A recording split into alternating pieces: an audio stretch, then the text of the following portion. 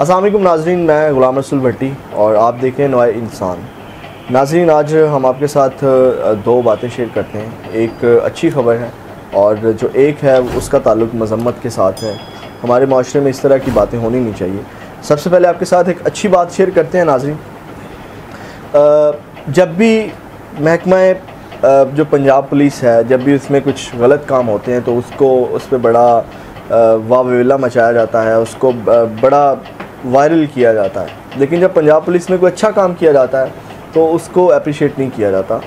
हमें उसको भी अप्रिशिएट करना चाहिए और हमारे माशरे में कोई भी अच्छा काम हो तो उसको अप्रिशिएट करना चाहिए। और बड़ा ज़बरदस्त महकमा पुलिस ने काम किया है। जो हमारे आईजी पंजाब साहब हैं इनाम गनी साहब, उन्होंने जनाब जो रिकॉर्ड याफ्ता हैं 134 अफराद, उनको फारिग किया है। ये मैं उनको अप्रिशिएट करता हूँ, जिन्होंने बड़ा ज़बरदस्त काम किया है। और दूसरी जो ख़बर है जिसकी मैं मज़म्मत करता हूँ, पुरज़ोर मज़म्मत करता हूँ, वो सदीक जान का वाक़या है। और वो अरशद शरीफ साहब ने जो सदीक जान पे और उनकी टीम ने मिलकर उन पर तशद्दुद किया है। तो इस तरह के वाक़यात नहीं होने चाहिए, क्योंकि बहुत ज़्यादा लोग इनको फॉलो करते हैं, इनकी फ़ैन फॉलोइंग बहुत ज़्यादा है। जब इनकी कुव्वत बर्दाश्त का आलम ये होगा तो बाकी जो इनको फॉलो करते हैं उनका क्या हाल होगा। तो ये अरशद शरीफ साहब ने बड़ा मायूस किया है आवाम को, लोगों को। तो इस पे मेरे साथ पे तबसरा करने के लिए मेरे साथ मौजूद हैं अली तलत चौधरी साहब, जो कि यूट्यूबर हैं, एंकर हैं और बैनुल-अक़वामी मामलात पे उनकी बड़ी गिरफ्त है और माशाल्लाह बड़े टैलेंटेड और इल्म रखने वाले बंदे हैं। और पर्सनली मैं इनको जानता हूँ, बड़े इंटेलिजेंट बंदे हैं और कुछ सर्व करना चाहते हैं। ATC 92 के नाम से वो अपना एक चैनल भी चला रहे हैं और उस पर बड़ी ज़बरदस्त वीडियोस बना रहे हैं और आपके लिए, ताकि वो कुछ सोसाइटी में चेंज ला सकें। तो आइए उनसे बात करते हैं और इस पर उनकी राय लेते हैं कि वो क्या कहते हैं। बहुत शुक्रिया चोई साहब आपका, आपने हमें ज्वाइन किया। आपका बहुत शुक्रिया, आपने बुलाया। चोई साहब, क्या कहेंगे जब भी कोई पुलिस में कोई बुरा काम होता है तो उसको बड़ा उछाला जाता है। अब कोई अच्छा काम एक आईजी साहब ने और या गवर्नमेंट ने किया है, 134 जो लोग हैं उनको फारिग कर दिया गया है जो क्रिमिनल रिकॉर्ड याफ्ता थे, तो इस पे क्या कहेंगे आप? देखिए, एक जो हमारा सिस्टम है ना, जी, ये गवर्नर ने बनाया था। उस सिस्टम के तहत पंजाब पुलिस को बदनाम रखा जाएगा ताकि बाकी इदारे अपने बड़े सुकून से तहम्मुल से काम करते रहें। और किस तरह से काम करते हैं वो आप मुझसे बेहतर जानते हैं। इनाम गनी साहब ने काम किया, 134 पुलिस मुलाजमीन को फारिग किया, बहुत अच्छा काम, बड़ा ज़बरदस्त काम। एक तो यह है कि वो 134 मुलाजमीन परमानेंटली फारिग होना चाहिए महकमा पुलिस से, ठीक है, और उनको फिर प्रॉपर सज़ा भी दी जानी चाहिए। ये ना हो कि वो बाद में कुछ 6 महीने साल की सज़ा काट के फिर दोबारा दफ्तर में आ जाए। ये ज़बरदस्त बात है, बड़ा अच्छा किया उन्होंने। अच्छा, फिर ये 134 जो है, अगर हम पंजाब पुलिस की सिक्योरिटी करें तो ये एक डिवीजन से निकलेंगे, ठीक है। तो जो आपके 9 इंतजामी डिवीजन है और 10 पुलिस के डिवीजन है, ठीक है, तो उसके अंदर तो हर एक के अंदर 134 से लेकर 234 तक लोग होंगे। उनका क्या? फिर आपने सजेशन के बारे में बात की, तो वो ये है कि इनाम गनी साहब की इस वक्त बड़ी अच्छी पॉलिटिकल एस्टेब्लिशमेंट के अंदर हैंड है, बड़ी बातचीत है। तो वो पंजाब पुलिस का जो स्ट्रक्चर है, ढांचा है, वो मजबूत करवा लें। मतलब कि दफ्तरी अखराजात और जो इनकी मेडिकल है पुलिस का, वो अप्रूव करवा लें तो पुलिस की जो 100% बीमारियां हैं ना, उसमें से 80% ख़त्म हो जाएंगी। तो चोई साहब, ये 134 जो रिकॉर्ड याफ्ता हैं और जो करप्शन वाले लोग हैं, इस पे क्या कहेंगे? बड़ा ज़बरदस्त काम किया है। तो जो लोग करप्शन का इस महकमे में बड़ा एक रोल है, करप्शन बहुत ज़्यादा इस महकमे में है, लोग कहते हैं, हमने भी देखी है, आपको भी पता है।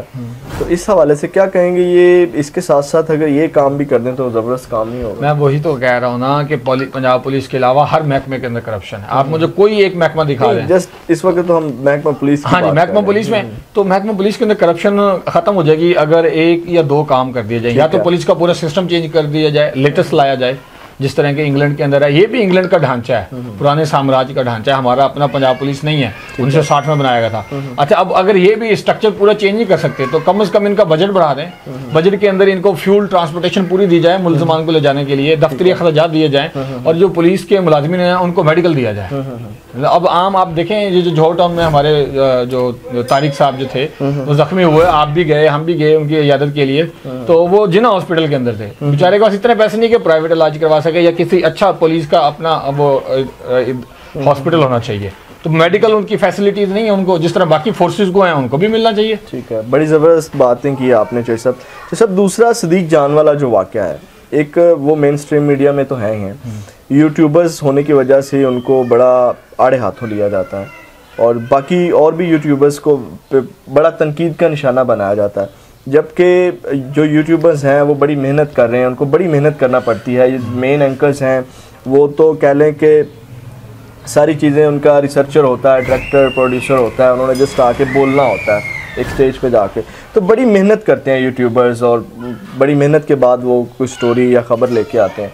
तो ये क्या मसला है कि जो मेन हमारे जो बड़े एंकर हैं जैसे सहाफ़ी हैं उनको एक्सेप्ट नहीं कर रहे और इस तरह के मामलात कर रहे हैं, तशद्दुद अब शुरू कर दिया। बट साहब आपने तो एक फील्ड की बात की है, हमारी पूरी कौम का ये अलमिया है। आप किसी छोटी सी फैक्ट्री में चले जाएं या प्राइवेट प्राइमरी स्कूल में चले जाएं, जैसे ही यंग टीचर आता है तो जो पुराने बुजुर्ग बैठे होते हैं एक मुर्गी की तरह अंडों के ऊपर, वो नए टैलेंट को आगे आने नहीं देते, उनको तो अपनी जान की और नौकरी के लाले पड़ जाते हैं। इसी तरह मेन स्ट्रीम मीडिया या बाकी कोई भी फील्ड है। अच्छा, अब मीडिया के अंदर हो सदीक जान जो है वो इंतहाई मेहनती टैलेंटेड बंदा है, बहालपुर से ताल्लुक़ रखता है और बड़ी मेहनत करके वो मेन स्ट्रीम पर यहाँ पहुंचा और यूट्यूब पर उसने यहाँ तक आके उसने मेहनत की है। हो सकता है ज़ाती उनका खलफिशार हो अब, लेकिन अरशद शरीफ जैसे बंदे अगर इस तरह की हरकतें करते हैं तो इसका मतलब ये है कि उनकी कोई ख़ास तरबियत नहीं है। उनको ये तरबियत नहीं है कि अगर आपका कोई ज़ाती खलफिशार है तो आपने उसको कोई इंटरनेशनल इशू की तरह नहीं उजागर करना, आप पर्सनली बैठ के उससे बात करेंगे, यार ये मसला है, आप ऐसे बात नहीं करें वैसे बात करें। तो इस तरह बाकी भी बहुत सारे एंकर्स हैं, हमारे कुछ सियासतदान भी ऐसे हैं जो ऐसी हरकतें करते हैं, बदतमीजी करते हैं, तशद्दुद करते हैं। ये उनकी तरबियत के अंदर कमी है, मैं तो यही स्ट्रेट फॉरवर्ड बोल दूँगा। अच्छा चौधरी साहब, एक बात और कि जो यूट्यूबर्स हैं ये बड़ी मेहनत भी कर रहे हैं, बड़ा अच्छा काम कर रहे हैं, लेकिन इन पे अब जो यूट्यूबर्स इन बड़े एंकर्स के ख़िलाफ़ हैं, अब वो इन पे भी एक इल्ज़ाम लगाते हैं कि ये सरकारी खर्चे पे पल रहे हैं, 50-50 हज़ार इनकी मंथलियाँ लगी हुई हैं और इस तरह का कोई मामला है। तो सब इस तरह का कोई मामला भी है, सरकारी खर्चे पे कोई यूट्यूबर्स पल रहे हैं? बहुत सारे यूट्यूबर्स हैं। आप कुछ नौजवान यूट्यूबर्स हैं बिल्कुल यंग हैं जो पहले छोटे छोटे चैनल्स के ऊपर एज ए को एंकर काम करते थे, आज उनके लाखों सब्सक्राइबर व्यूवर्स हैं। आप 50,000 की बात करते हैं, पता नहीं कितने 50 के चेक मिलते हैं। और कुछ बड़े मेन स्ट्रीम मीडिया के एंकर भी हैं जिनको लिफाफे मिलते हैं और वो यूट्यूबर भी हैं। जी जी, ठीक है।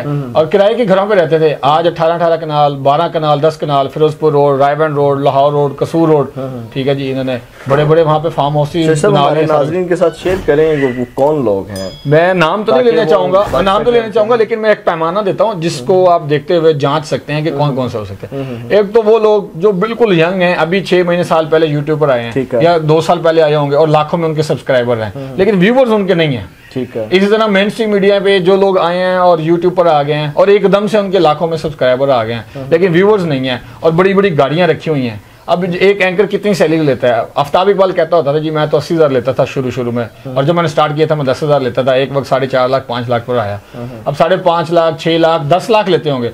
10 लाख में आप 5 करोड़ की 10 करोड़ रुपए की गाड़ी खरीद सकते हैं, या आप कोई 40-50 करोड़ रुपए का आप प्लॉट खरीद सकते हैं 18 कनाल का फिरोजपुर रोड पे, जिन लोगों ने खरीदे हैं, या रायबंद रोड पे। ठीक है। तो वो आप देखें, वो फिर इसी तरह ही आते हैं। कैसे आते हैं? वैसे कहाँ से आते हैं? इतनी उम्र होगी, आप भी यूट्यूब चला रहे हैं, आप इतने पैसे कमा सकें कि आप लाहौर में 5 मरले का घर ले लें। मुझे लेके दिखाया कोई साफ़ी मेरे सामने कि मैंने इतना मेहनत की है, मैंने 5 मरले का घर लिया है 30 साल 40 साल की उम्र में। लोग 50 साल की उम्र में 18 कनाल, कैसे पॉसिबल? तो जी नाज़रीन, आपने चौधरी साहब का जो है तबसरा वो इन बातों को सुना, और इस तरह की मज़ीद जो ख़बरें हैं या जो बातें आपके साथ हम शेयर करते रहेंगे। तो इसके साथ मुझे इजाज़त दीजिएगा और देखते रहिएगा नए इंसान, और अपना बहुत ज़्यादा ख्याल रखिएगा। अल्लाह हाफ़िज़।